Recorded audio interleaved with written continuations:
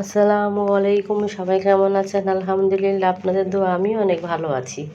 আজকে আমি আমের কাশ্মীরি আচার বানাবো, এই জন্য আম নিয়ে বসে গেলাম এবং আম ছিলে নিলাম। ছিলে আমি একটা আমরে 4 ফালি করে এবং সেটার আবার 4 টুকরা করব। আপনাদের আমি দেখাচ্ছি সুবিধার্থে। এই যে এরকম 4 ফাল্লা করেছি। এভাবে করে আমি সবটি আমি কিন্তু কেটে নিয়েছি। এখন আমি লবণ দিয়ে ভেজাই নিব। এভাবে করে রাখলে কি হয়, আমের যে কষ সেটাও বের হয়ে যাবে আর আমের যেটা টক সেটাও বের হয়ে যাবে। এই দেখেন পানিটা আমার কি কালো হয়ে গেছে এবং পুরো টকটা এবং কালোটা বের হয়ে গেছে। আর উপরে যে আমটি একটু কালো কালো হয়েছে সেগুলো আমি আবার ছুরি দিয়ে একটা একটা করে সব কেটে ফেলে দিব। এটা দেখার সৌন্দর্য হবে, দেখতেও ভালো লাগবে। এই যে এভাবে করে আমি সবটি কেটে ফেলে দিব। এই পাশে আমি একটা কড়াইয়ের মধ্যে চিনি দিয়ে দিছি। এখন আমি একটু পানি দিয়ে দিব, কারণ চিনিটা আমি আগে গলায় নিব, এই জন্য পানি দিয়ে দিলাম।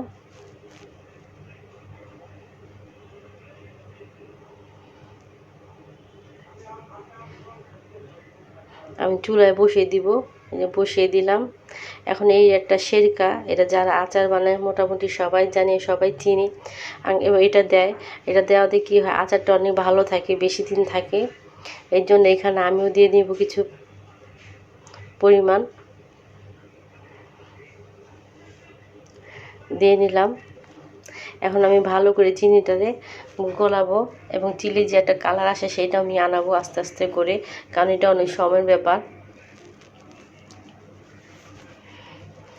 তবে চিনিটা কিন্তু রেখে দেওয়া যাবে না, কারণ নিচে যদি লেগে যায় তাহলে কিন্তু কালো একটা ভাব আসবে এবং গন্ধ একটা চলে আসবে। চিনি পোড়া যে একটা গন্ধ সেটাও চলে আসবে এবং কালো একটা কালসে কালার হয়ে যাবে।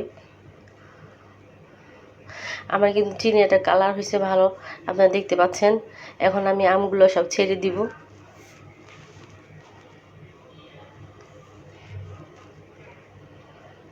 এক এক করে আমি সবগুলো আম দিয়ে দিব। এটার মধ্যে আসলে তেমন উপকরণ লাগে না কাশ্মীরি আচারের মধ্যে। এখন আমি আদা দিয়ে দিব এবং শুকনা মরিচ ছোট ছোট করে পিস করে কেটে নিয়েছি, আর বিচিগুলো কিন্তু আমি ফেলে দিয়েছি। এখন আমি ভালো করে নাড়িয়ে নিব, যাতে চিনির সাথে ভালো করে মিশাইয়া নেই, কারণ আমগুলো যদি চিনির সাথে না মিশানো তাহলে কিন্তু পুরোপুরি চিনিটা সব দিকে ভিজবে না।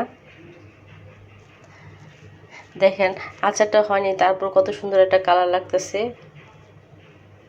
ফুটে আছে কালারটা।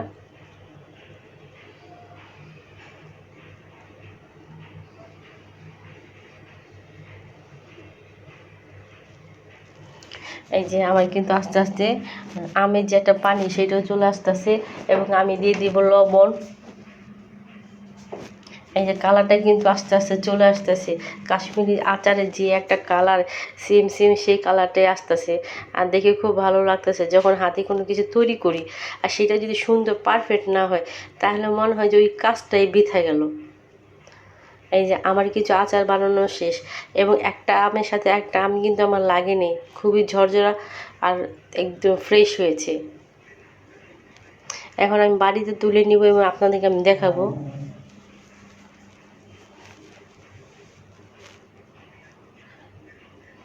কালারটা কত সুন্দর আসছে না?